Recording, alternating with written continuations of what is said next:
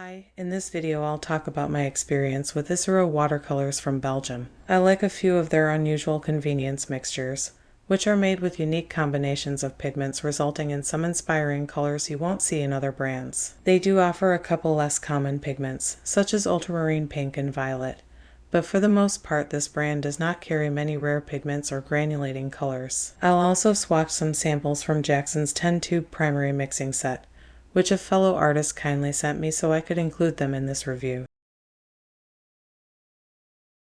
The 10-tube set has a great assortment of light fast, mostly single pigment, primary mixing colors. It includes intense, high pigment load examples of some of my favorite highly recommended pigments, including a cool red, magenta PR122, the warm scarlet red PR255, two highly useful blues, the gently granulating ultramarine, and an intense smooth phthalo blue.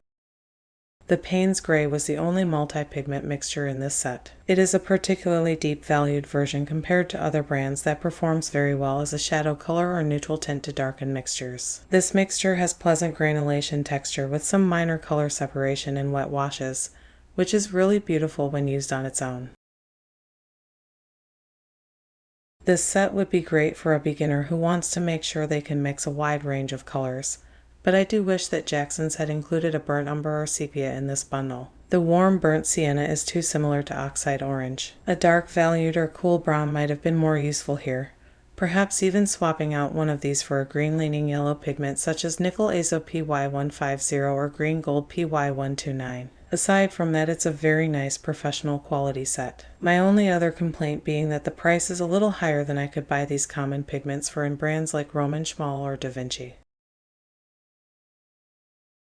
In a previous video I talked about my two favorite Isaro colors, Norman Green and Powdery Pink. These are made from fairly unusual pigment combinations, so you're unlikely to find a close color match to these from another brand. But of course you can mix similar DIY replicas using other brands of watercolor if you already own the single pigment paints made from the ingredient codes listed here. For replicating most mixtures, any professional brand offering these pigments may provide similar results, but be aware that brands have varying granulation texture. Some brands offer coarse, less finely ground versions of pigments that may offer more texture than others. While it is more versatile and economical to buy single pigment paints in larger tubes to mix yourself, every so often I come across a convenience mixture that I find really inspiring and perfectly made, just the way it is. A few of Isaro's colors are just right for me, with nothing I'd like to improve upon. I appreciate them for saving me time and using up paint attempting to mimic this exact color. That being said, Powdery Pink is simple to mimic. If you happen to own any brands magenta and buff titanium, you could mix them together. Since magenta and buff titanium are quite versatile colors on their own, I usually include them in most palettes I set up. When I run out of this color, I may find myself just mixing it on demand each painting session, by brushing color from the single pigment dry pans together in a mixing dish. This brand offers over 10 different mixtures featuring metallic effects that are pretty subtle. Unlike most metallic or pearlescent watercolors, which tend to be entirely focused on that effect, these seem to focus on the underlying color, letting the shimmer take the back seat. You may be able to mimic them using just a small touch of your Coliro, Finetec, or Paul Rubens mica paints in with your normal matte watercolors. I will warn you that I tried Imperial Moon, Steel Blue, and a very weak color called Eternal Summit a couple years ago, but those older tubes were really hard to re-wet from dry. Perhaps there has been some improvement to the balance of honey and glycerin added to the binder in recent years. All of the paints I tried after 2021 were wet much easier. I allowed the shimmery Boreal Blue to dry in a pan for a month before comparing it to a fresh tube. It reactivated with a damp brush easily without much scrubbing. This problem might be fixed, or Isaro's paints may be harder to reactivate in certain low humidity environments. Despite this brand using some honey and glycerin, the paints dried much more solid and less sticky than other brands that use honey.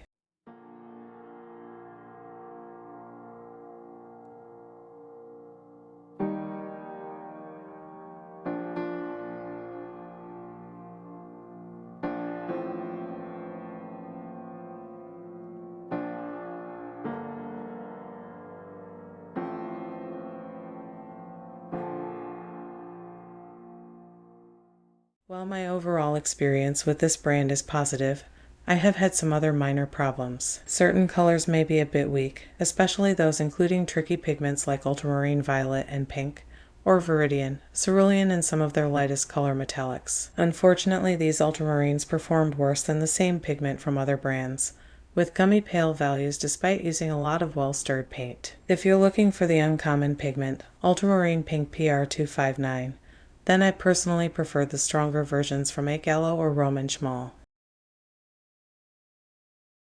A few of my older tubes suffered from excessive binder separation over time. On the bright side, the paint can be easily stirred back together. I was happy to get a good look at the binder before I did though, and noticed it was very clear and lacked color. This happened to prove a really good thing to me. Isaro advertises the use of high quality, superbly transparent gum arabic and honey, and it's true. This helps to keep the pigments looking vibrant, especially compared to other brands which have seen murky brownish yellow binder, which sometimes discolors the pigments.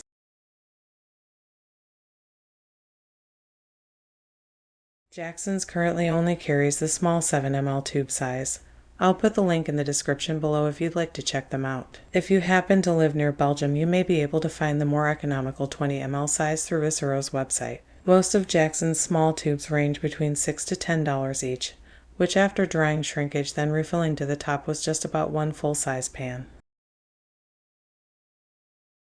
While the overall quality of this paint is very good, I am unlikely to buy most basic common colors from this brand which I can find more affordably elsewhere, such as the reasonably priced alternatives from Roman Schmal or Rosa Gallery. Da Vinci is also great if you're in the USA.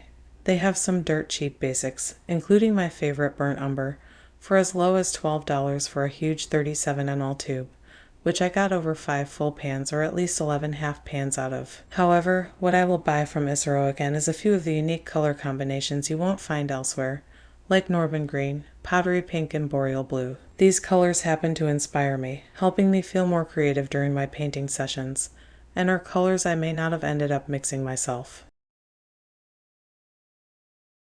This watercolor has a fairly moderate to low flow rate.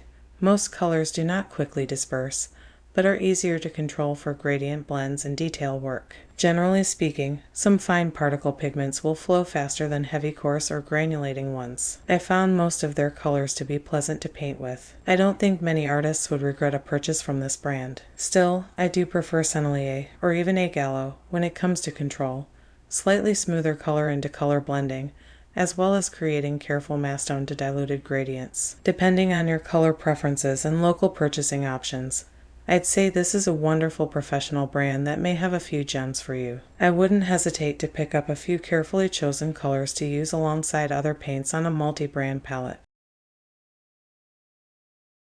I felt like some of my personal favorite colors were missing from this brand's relatively small catalog though, so I see myself mixing these pans into my other sets to avoid feeling limited. Some of my most used colors that they are missing include the smooth punchy coral red PR209, nickel azo yellow PY150, and many heavily granulating pigments that make effortless color separating mixtures, such as Mars Black PBK11, Potter's Pink PR233, Brown PBR11, and a Cobalt Teal PG50. I hope to see this brand expand their catalog further to include even more single pigment options, as well as continue to create unique convenience mixtures that set them apart. I'd love to hear if you've tried anything I talked about today, and be sure to let me know some of your favorite colors that end up on the palettes you set up.